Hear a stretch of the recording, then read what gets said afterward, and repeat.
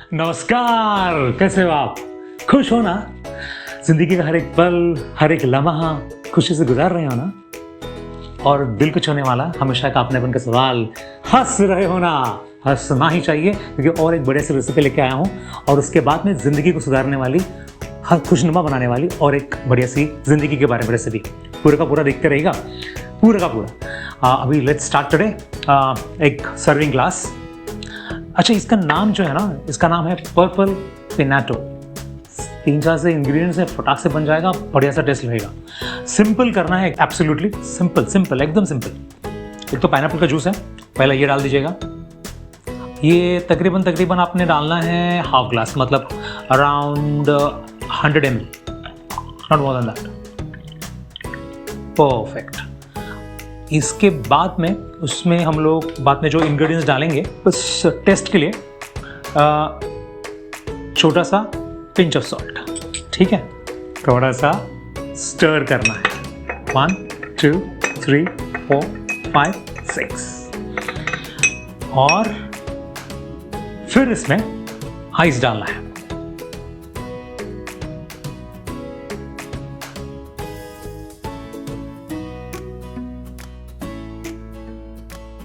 ठीक है, डन।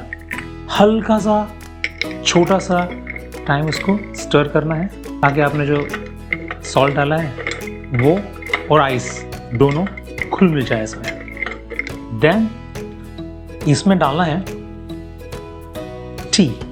अभी ये टी है, इसका नाम है बटरफ्लाई पी फ्लावर टी, और इसको इस तरीके से डालना है।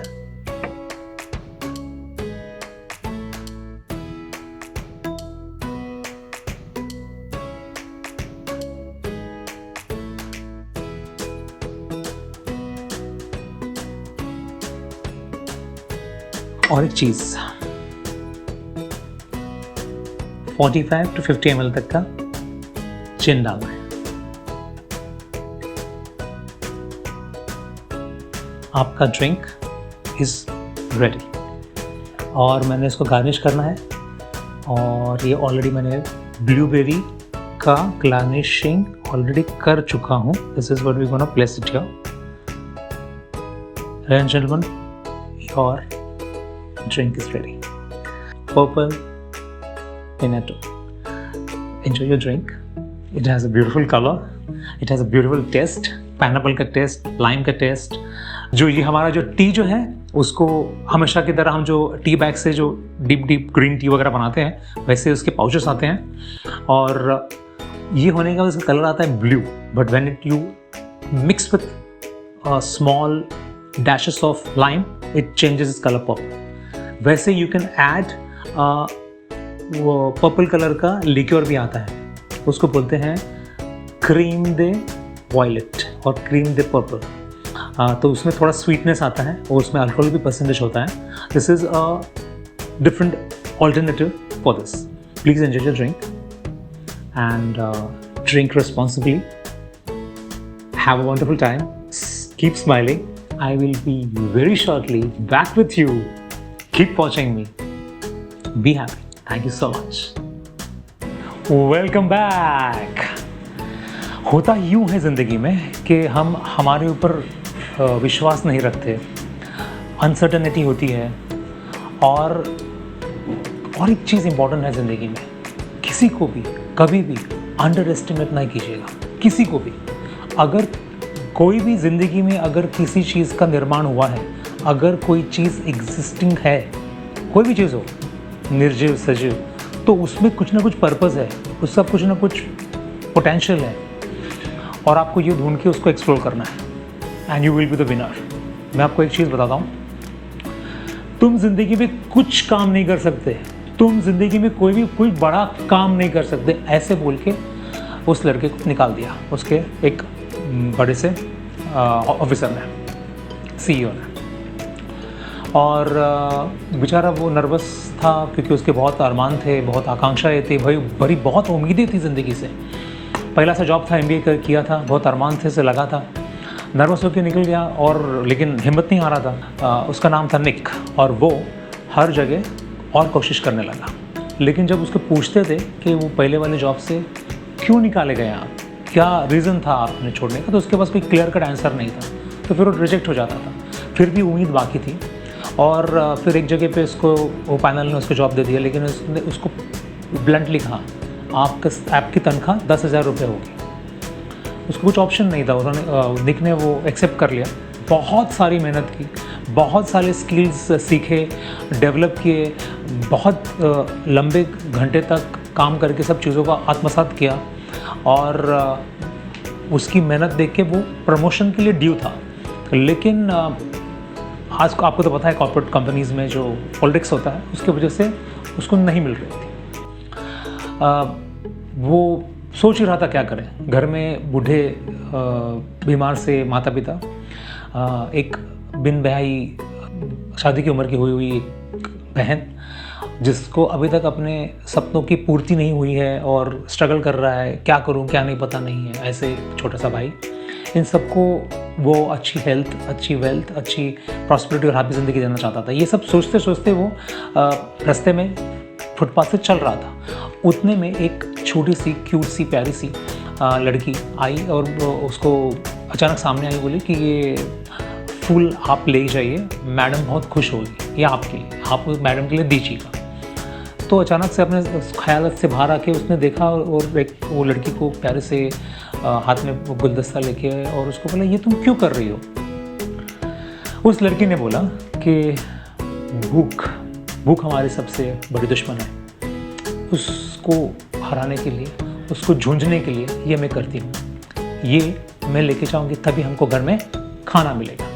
और वैसे बोलते बोलते वो कहते कहते उस मासूम सी लड़की की आंखों से आंसू गाल के ऊपर आ गए। उसे देखते हुए निक ने गुलदस्ता ले लिया उसको मदद करने के हिसाब से और जो भी है, और वो अपनी सोच में फिर से अपने घर में निकल पड़ा। और जैसे ही वो रात में सोया था, घड़ी के कांटे आगे जा रहे थे और उसकी नज़र बार बार वो गुलदस्ते पे थी, और वो रोज़ को लेके बैठा था, देखता था बजते 3-4 बजने को आगे सुबह के, और उसकी नींद नहीं आई थी। सोच रहा था मैं क्या कर सकता हूँ इन लोगों के लिए, और कैसे उन लोगों को ये जो भूख मरी की शिकार हुए हैं लोग, जिनको मिलता नहीं, डिप्राइव लोग हैं, उनको कैसे मदद करें।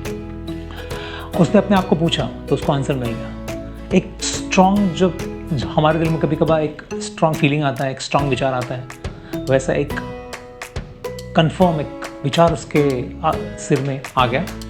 और नेक्स्ट डे मॉर्निंग उसने रिजिग्नेशन दे दिया अपनी कंपनी से।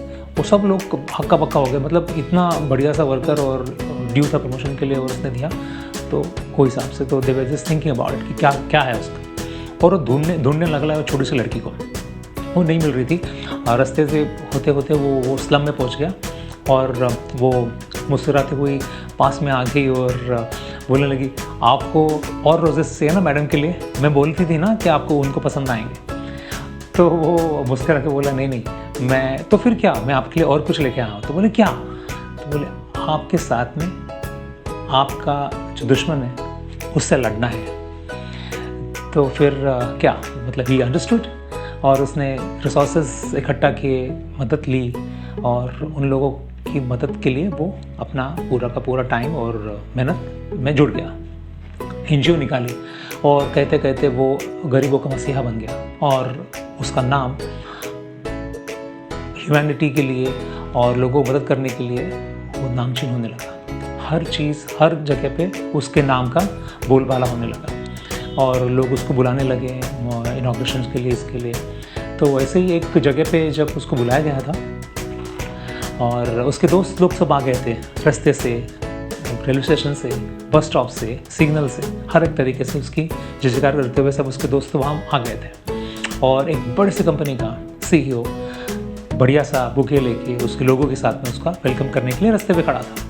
और वो उसको देखा, हंसा, और निक ने उससे पूछा सर आपने पहचाना मुझे?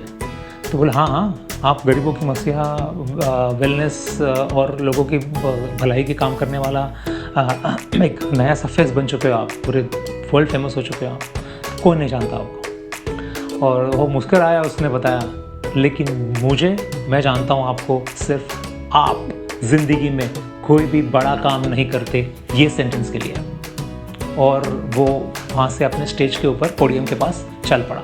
वो सीईओ अभी तक सोचने में और शौक में था और उसको ध्यान में आया।